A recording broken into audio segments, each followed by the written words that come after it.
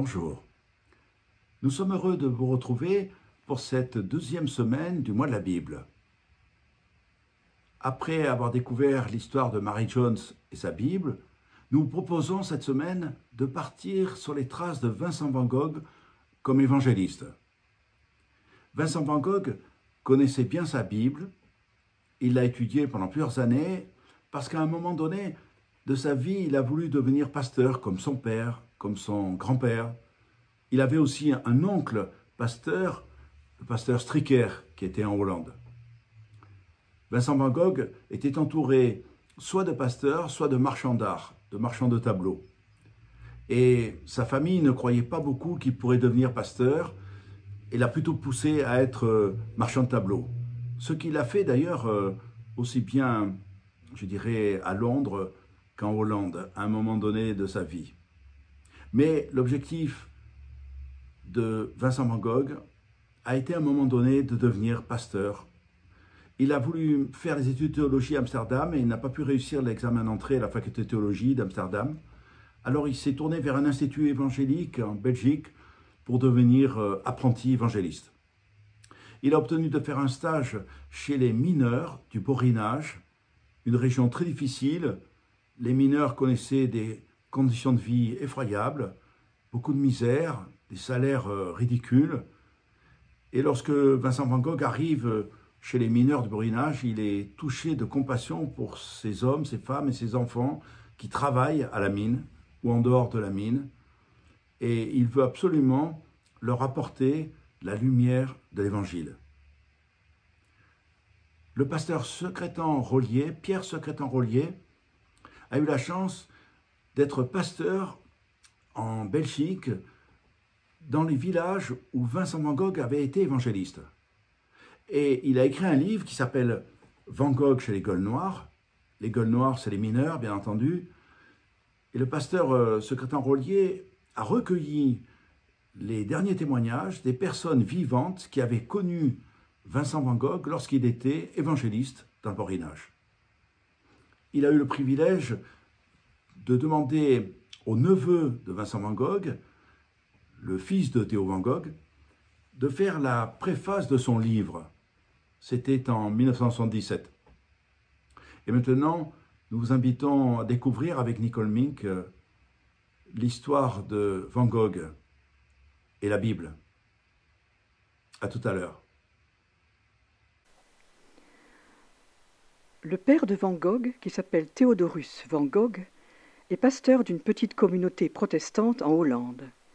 Très jeune, Vincent van Gogh va connaître la Bible et se mettre à la lire.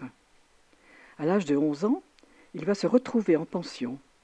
Et lorsqu'il a 16 ans, il lit de plus en plus la Bible, mais aussi les auteurs anciens et classiques. Il apprend l'anglais et le français qu'il maîtrise parfaitement. Dans sa famille, il y a des pasteurs et des marchands d'art.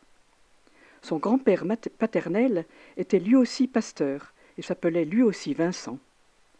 Van Gogh a peint le presbytère de Nuenen, où son père était pasteur. À 16 ans, Vincent van Gogh est placé comme commis dans une galerie d'art à La Haye, où a travaillé un de ses oncles. On le pousse petit à petit à devenir marchand de tableaux. En 1873, il est embauché dans la célèbre galerie d'art Goupil de Paris, qui le nomme dans sa succursale de Londres. C'est peu de temps après son arrivée à Londres que plusieurs de ses biographes parlent d'une crise mystique qui va le détourner de son métier de marchand de tableaux et le conduire à vouloir devenir pasteur comme son père. Il a alors 23 ans. Une conversion sincère. Le jeune Van Gogh travaille à Londres dans le commerce de l'art. Il loge chez une certaine Madame Loyer et il tombe amoureux de sa fille. Lorsque celle-ci, déjà fiancée, le repousse, Van Gogh est totalement désemparé par ce refus et va traverser une période de dépression.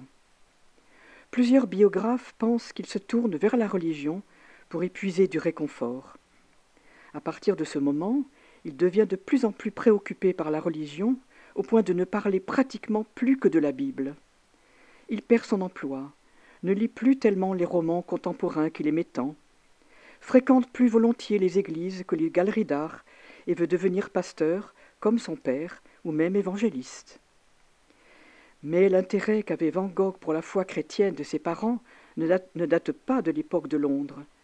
Fils de pasteur, il a été baptisé par son père dans l'église réformée hollandaise et élevé dans cette église. Il a peint aussi le temple de Nuenen, qui est resté dans le même état qu'à l'époque. Lorsqu'il quitte le foyer parental en 1869 pour travailler dans le commerce de l'art à La Haye, il n'abandonne pas sa pratique d'assister régulièrement au culte protestant. En dépit des longues heures passées à la galerie d'art pour son travail à Londres, il allait assister à des séances privées consacrées à la lecture de la Bible sous la houlette d'un certain professeur Hyle. Van Gogh évoque lui-même ces visites dans une lettre à son frère en 1876. « Autrefois, dit-il, j'étais à Londres. J'allais chez un homme, M. Hyle, qui donnait des cours d'instruction religieuse. Il s'est donné pour moi beaucoup de peine, et bien que je ne lui ai pas laissé voir, ce qu'il disait a fait impression sur moi. Mais les premières allusions dans ses lettres à des textes bibliques datent du début de l'année 1874, 6 mois avant son échec sentimental à Londres. Dans une biographie qui a eu beaucoup de succès, David Sweetman estime que Van Gogh a subi une pression psychologique de la part de certains prédicateurs évangéliques de renom lorsqu'il était à Londres. À quelques pas de chez lui se trouvait le Metropolitan Tabernacle où Charles Hudson Spurgeon, le premier des prédicateurs revivalistes, qui jouissait d'une immense popularité et haranguait des milliers de fidèles qui cherchaient désespérément des réponses dans un monde marqué par la coexistence de fortunes colossales, toutes neuves, aux côtés d'une misère que rien ne semblait atténuer. Un de ses amis a témoigné que Vincent possédait un des ouvrages les plus connus de Spurgeon, Little Jewels, les petits joyaux qui étaient pour lui une source d'inspiration pour mener une vie chrétienne. À Paris, Van Gogh est allé écouter le pasteur Eugène Bercier au Temple de l'Étoile, mais il a aussi assisté à une réunion du soir à l'église anglicane. Van Gogh est dans une recherche spirituelle permanente, qu'il soit à Londres, à Paris ou en Hollande.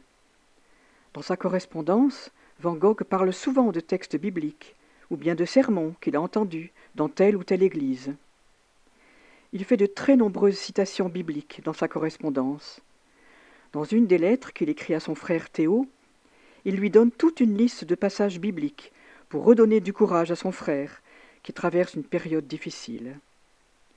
Lorsqu'on lit la correspondance de Van Gogh, on se rend compte que c'est un homme qui se pose beaucoup de questions sur le sens de son existence et qui cherche des réponses à ces interrogations, notamment dans la lecture de la Bible, mais aussi dans des lectures profanes. Il semblerait qu'à Londres, Vincent Van Gogh vit une véritable expérience de conversion. Après avoir été employé dans une pension de garçons, il trouve un emploi d'instituteur auprès du pasteur méthodiste Thomas Slade Jones, qui dirige une école.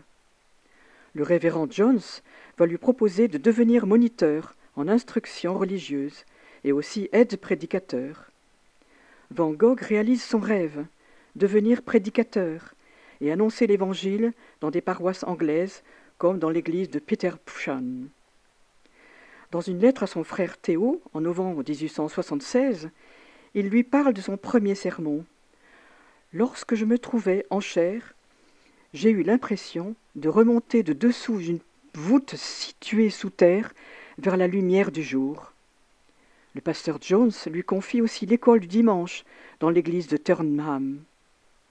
Van Gogh a enfin atteint son objectif, pouvoir enfin communiquer sa passion pour l'Évangile et pour le Christ. Il essayait de convaincre sa famille qu'il pourrait commencer des études de théologie à Amsterdam. Un de ses oncles va l'héberger et l'aider dans ses démarches. Un autre de ses oncles, qui est pasteur, le pasteur Strecker, va essayer de l'aider dans l'apprentissage des langues comme le grec et l'hébreu, mais pour Van Gogh, cela devient un véritable parcours du combattant. Il n'est pas assidu dans ses études et n'arrive pas à obtenir l'examen qui lui permettrait de commencer des études de théologie. Il va alors s'inscrire dans un institut en Belgique pour devenir évangéliste. Il va même obtenir un stage dans la région du Borinage avec un pasteur qui le prend en charge. Il est nommé évangéliste à domicile et catéchiste dans le pays minier du Borinage, dans le village de Petit-Vans. De nouveau, il devient prédicateur auprès des mineurs qui vivent dans des conditions effroyables. Il est convaincu de devoir apporter la lumière au milieu des ténèbres, et le peuple des mineurs travaille et vit au fond de la mine et dans les ténèbres. Il va aussi décrire par ses dessins la très dure condition des hommes, des femmes et des enfants qui travaillent à la mine pour un salaire dérisoire. Dans ses dessins, il essaye de traduire toute la souffrance et la pauvreté de ces populations. Aujourd'hui encore, en Belgique, on peut voir l'endroit où a prêché Van Gogh. C'est une petite maison en briques. Mais là encore, c'est un échec. Le pasteur qui s'occupe de lui est obligé de le renvoyer dans sa famille. Pour venir en aide à des familles de mineurs en grande difficulté, Van Gogh leur a tout donné. Ses meubles, ses vêtements, le peu d'argent qu'il avait, et même la nourriture qu'il partage avec eux. Van Gogh se retrouve dans le plus grand des dénûments, et le pasteur est inquiet pour sa santé psychologique et physique. La décision est prise de contacter sa famille pour qu'ils viennent le chercher et s'occuper de lui. Pour Van Gogh, ce qui est important, c'est d'imiter le Christ. En 1879, lorsqu'il est dans la région du Borinage en Belgique, comme apprenti évangéliste, il fait un compte-rendu de sa prédication à son frère dans une lettre écrite depuis Petit-Vans en Belgique, le lendemain de Noël de l'année 1878. Cette semaine, écrit-il, j'ai commenté un texte du livre des Actes, chapitre 16, verset 9, où l'apôtre Paul a une vision dans son sommeil d'un Macédonien qui se présente devant lui et le prie de venir en Macédoine pour les aider. On m'a écouté avec attention. Quand je me suis efforcé de décrire ce Macédonien qui avait faim et soif des consolations de l'Évangile et de la connaissance du vrai Dieu, je leur ai dit que nous devons nous le représenter comme un ouvrier dont le visage trahit la douleur, la souffrance et la fatigue. Comme un ouvrier parmi d'autres, aussi simple que les autres, qui possédait une âme immortelle, et c'était son âme qui réclamait une nourriture impérissable, à savoir la parole divine. Je leur ai encore dit que Jésus-Christ est capable de réconforter, de consoler et de soulager l'ouvrier, qui mène une dure existence parce qu'il est l'homme de toutes les douleurs, celui qui connaît tous nos maux, qui a été appelé le fils du charpentier, bien qu'il fût le fils de Dieu. Lui qui a travaillé jusqu'à l'âge de 30 ans dans l'humble atelier de son père pour se conformer à la volonté de Dieu. Dieu ne demande rien d'autre à l'homme que de vivre à l'imitation du Christ humblement, sans convoiter rien de sublime et sans rechigner à la modestie de son existence, apprenant à être toujours, par les vertus de l'Évangile, doux et humble de cœur. Dans différentes lettres, Van Gogh mentionne le livre « L'imitation de Jésus-Christ » de Thomas à Kempis. Il a lui-même offert en cadeau ce livre à plusieurs membres de sa famille. Dans une de ses lettres, voilà ce qu'il écrit. « À l'occasion, je t'enverrai la Bible française et l'imitation de Jésus-Christ. J'ai eu l'occasion aujourd'hui d'adresser un petit paquet à nos 2 sœurs, Anna et Wilhelmine. Entre autres choses, je leur ai envoyé le livre « L'imitation de Jésus-Christ ». C'est un livre magnifique et qui apporte beaucoup de lumière. Je continue à m'occuper de transcrire toute l'imitation de Jésus-Christ dans une édition française que j'ai empruntée à l'oncle Cor. Ce livre est sublime. Celui qui l'a écrit a bien dû être un homme selon le cœur de Dieu. J'ai ressenti il y a quelques jours une telle envie d'avoir ce livre que je n'ai pas pu résister à la tentation de demander à l'oncle Yann de me le prêter. Il y a là-dedans des paroles si profondes, si graves, qu'on ne peut les lire sans être troublé et même effrayé, du moins si on les lit avec un désir de lumière et de vérité. Je crois que tu aimerais avoir une imitation de Jésus-Christ en flamand. J'espère t'en envoyer une d'ici peu. Un petit volume que l'on peut, le cas échéant, fourrer aisément dans la poche. Dans une lettre à son ami le peintre Émile Bernard, Van Gogh va lui parler à cœur ouvert de la Bible et de sa foi en Jésus-Christ. Voilà un extrait de sa lettre à Émile Bernard qui s'est mis à lire la Bible. Mon cher Bernard, tu fais très bien de lire la Bible. La Bible, c'est le Christ, car l'Ancien Testament tend vers ce sommet. Saint Paul et les évangélistes occupent l'autre pente de la montagne sacrée.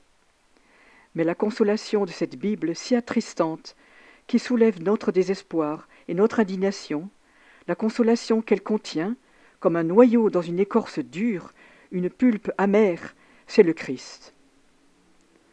Un peu plus loin, dans sa lettre, Van Gogh désigne le Christ comme le plus grand artiste qu'il n'y a jamais eu dans ce monde.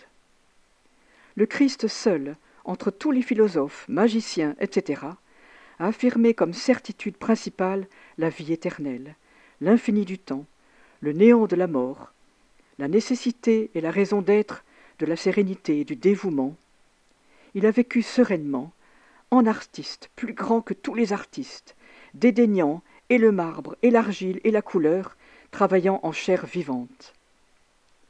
Ces considérations, mon cher copain Bernard, nous mènent bien loin, nous élevant au-dessus de l'art même.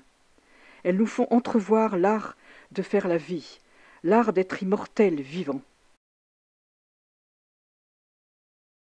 Dans cette lettre, Van Gogh se lance dans une démonstration théologique. C'est une véritable prédication qu'il est en train d'écrire à son ami Émile Bernard. Il lui confie sa profonde conviction que le Christ est venu dans le monde avec une mission bien précise, parler en parabole de l'amour de Dieu pour toute l'humanité.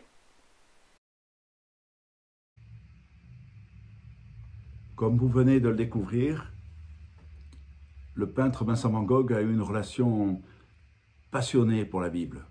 Pendant plusieurs années, il l'a étudiée et il la connaissait très bien. Il a écrit plus de 800 lettres dans sa vie. Il est connu pour avoir fait beaucoup de tableaux de peinture et beaucoup de dessins. Mais je vous invite à lire sa correspondance, en particulier les 650 lettres qu'il a échangées avec son frère. Il a adressé 650 lettres à son frère Theo Van Gogh. Et c'est dans ces lettres qu'on trouve toutes ces citations bibliques. Mon collègue, le pasteur Pierre Boismorand, a fait sa thèse de théologie en 1988 sur Van Gogh et la Bible. Il a fait le calcul que dans les 650 lettres qu'il adresse à son frère Théo, il y a exactement 486 citations bibliques. C'est difficile à imaginer, à croire, mais c'est la réalité. Vincent Van Gogh connaissait parfaitement la Bible, c'était un passionné de la Bible, et nous voulions absolument vous raconter son histoire dans cette période du mois de mars qui est consacrée au mois de la Bible. Merci de nous avoir suivis, écoutés, et en attendant de se revoir, à la semaine prochaine. Au revoir.